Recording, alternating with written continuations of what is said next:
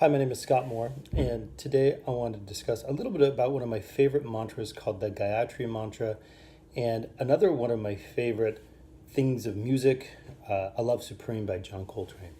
So, the Gayatri mantra is one of the oldest known mantras that we know of. They say it's about 12,000 years old, and it is profound and simple. And I want to chant it once, and then I'm going to tell you the translation that I like, and maybe then how it relates to John Coltrane.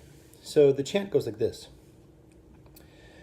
Om Bhurбhuvah Svadha Tat Savitur Varenyam Bhargo Devasya Dhimahi Diyo Yona Prachodayat.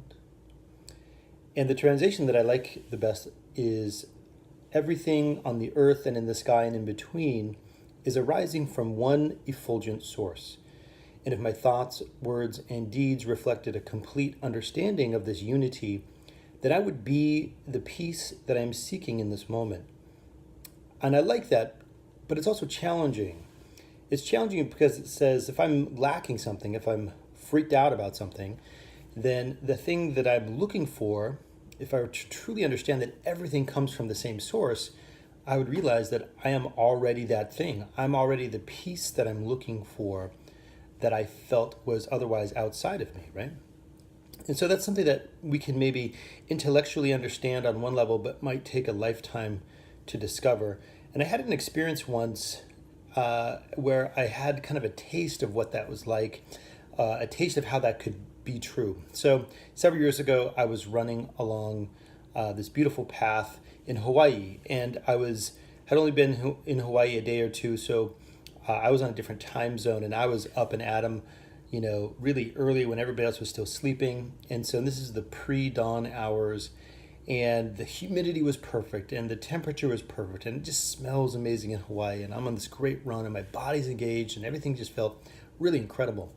And in my mind, I was going through some of my jazz theory. I take saxophone lessons with a wonderful teacher, and we'd been working a lot on some John Coltrane pieces, and he was helping me to understand the theory behind how these things all work together musically. So there I am, and I'm running, and everything just felt perfect, and I was in that zone, what the yogis would say, a taste of samadhi, or a taste of that oneness of all things. And everything just felt amazing, from the temperature to the run. And my mind was really clear in thoughts about jazz theory. And without a horn in my hand, without music paper, without looking at anything, all this stuff started to make sense in my head, all this music theory that I'd been really working hard to understand. And I started to discover a little bit what it was like, to kind of crawl into John Coltrane's head a little bit. And I thought, this is kind of cool, but somewhere way down there, if I really tease it out, there's a John Coltrane within me, right? And John Coltrane, he was somebody who was connected to source, and instead of doing yoga poses and things like that, although there's a lot of evidence that he was very spiritually minded in the Eastern concept, and that's a different discussion.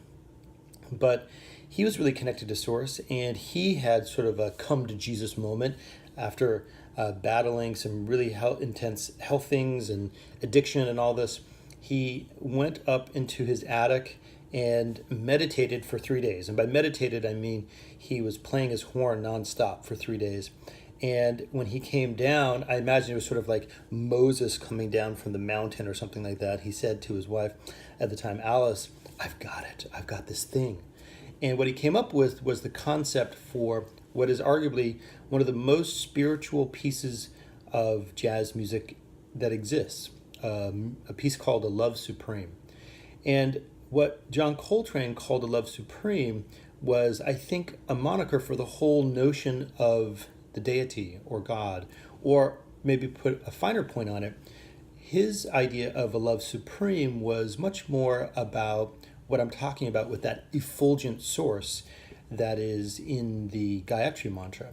And like the Gayatri mantra suggests, if I were to understand how everything is connected to that source, I would understand that we are all a part of one big thing. And both sonically as well as structurally, the philosophy of A Love Supreme, as well as the nuts and bolts of how the chords work together, it makes this beautiful circle.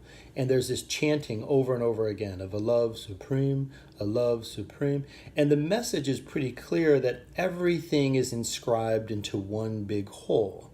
And that is done on several myriad layers throughout this piece. And that's why it's such a profound piece, is everything is held in this idea of a love supreme being everything, being everybody, being the effulgent source, right? So I love to make connections. I'm still working to understand the Gayatri mantra, and I'm working to understand John Coltrane. And if I can ever find any sort of corollary between the two, I'm just thrilled to do so. So if you have a moment, check out ways in which that you are connected to source, and check out the recording of A Love Supreme this week by John Coltrane. Thanks, everybody.